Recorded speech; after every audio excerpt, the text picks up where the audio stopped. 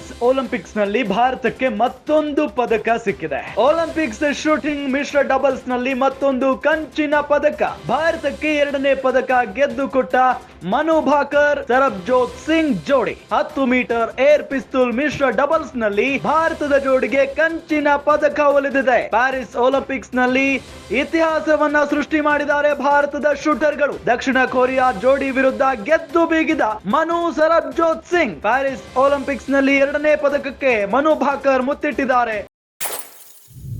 ಒಂದೇ ಬಾರಿಗೆ 2 ಪದಕ ಗೆದ್ದ ಭಾರತದ ಮೊದಲ ಕ್ರೀಡಾಪಟು ಮನು ಭಾಕರ್. 25 ಮೀಟರ್ ಏರ್ ಪಿಸ್ತೂಲ್ ಸ್ಪರ್ಧೆಯಲ್ಲೂ ಕೂಡ ಮನು ಭಾಕರ್ ಪದಕದ ನಿರೀಕ್ಷೆ ಇದೆ.